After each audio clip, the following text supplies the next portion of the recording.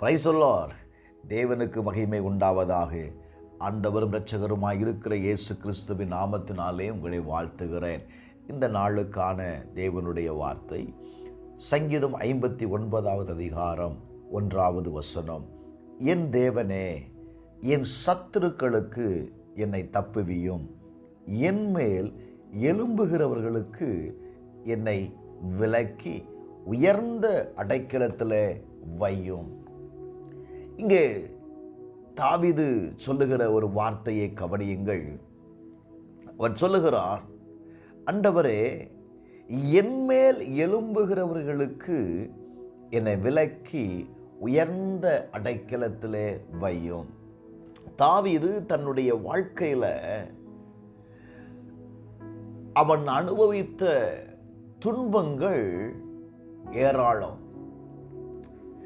அவனோடு கூட இருந்தவர்கள், அவனுடைய சொந்த ஜனங்கள்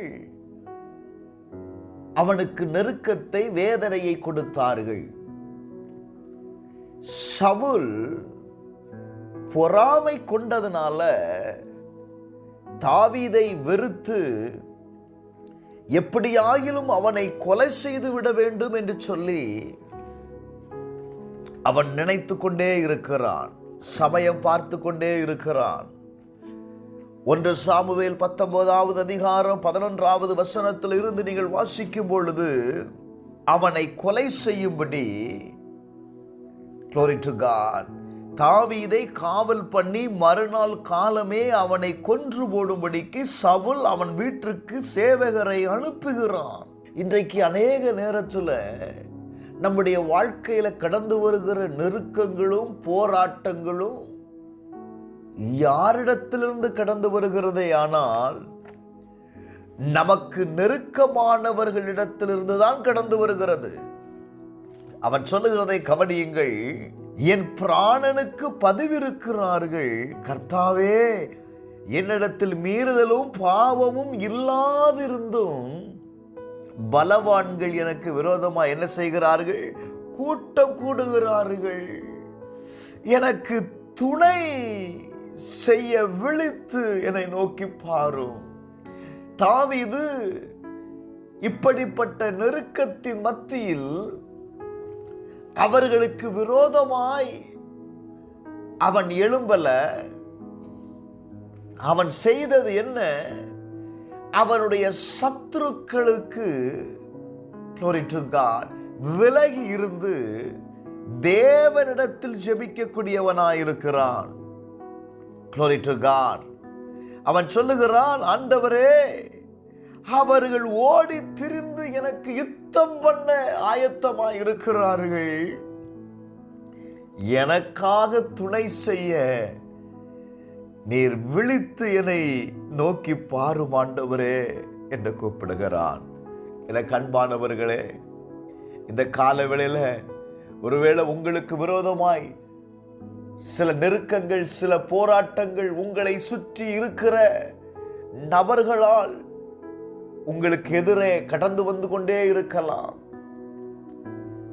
உங்களுக்கு விரோதமாய் பதிவிருந்து கொண்டே இருக்கலாம். அவர்களுக்காக நான் என்ன செய்ய வேண்டும்? அவர்களுடைய ஆலோசனையிலிருந்து என்னை விடுவித்துக் கொள்ள நான் என்ன செய்ய வேண்டும்? நீங்கள் ஜெபிக்க வேண்டும்.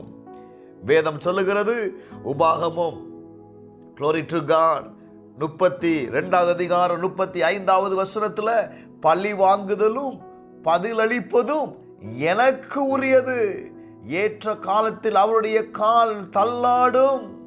Glory to God. அவருடைய ஆபத்து நாள் சமீபமாய் இருக்கிறது. அவர்களுக்கு நேரிடும் காரியங்கள் என்ன செய்யும்? தீவிரமாய் வருகிறது. என அன்பானவர்களே, தாவீது தேவனுக்கு முன்பாக அவன் ஜெபிக்கக்கூடியவனாயிருந்தான். ரோமர் 12:19 வாசிக்கும் போது, பிரியமானவர்களே, பழி வாங்குதல் எனக்குரியது, நானே பதில் செய்வேன் என்று கர்த்தர் சொல்லுகிறார். நீங்கள் பழி வாங்காமல் கோபாக்கனுக்கு இடம் கொடுங்கள்.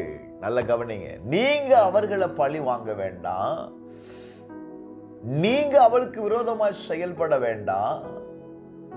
உங்க பிரச்சனை எதுவா இருந்தாலும் இன்றைக்கு காலை வேளையில கர்த்தர் சொல்லுகிறார், நீ ஜெபம் பண்ணு, என்னுடைய கரத்தில் அவர்களை ஒப்பு கொடுத்து விடு, பழி வாங்குதல் எனக்குரியது.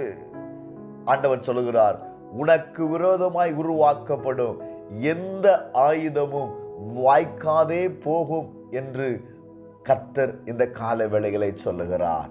எனக்கு அன்பானவர்களே, நம்முடைய சூழ்நிலைகளை அறிந்தவர் சொல்லுகிறார், அவர்களை நான் உனக்கு முன்பாக நான் சரி கட்டுவேன். ஜெபிப்போமா? அன்புள்ள பிதாவே, இயேசுவின் நாமத்தினாலே இன்றைக்கு எங்களுக்கு முன்பாக இருக்கிற சில வல்லமைகள் ஆண்டவரே நீர் அழிக்கிறதற்காக ஸ்தோத்திரம். அவைகளை உம்முடைய கரத்தில் ஒப்பு கொடுக்கிறப்பா. எங்கள் பிரச்சனைகளை, எங்கள் போராட்டங்களை இயேசுவின் நாமத்தினாலே ஆண்டவரே நிர்மூலமாக்கும்படி ஜெபிக்கிறேன். இயேசுவின் நாமத்தில் பிதாவே, ஆமென்.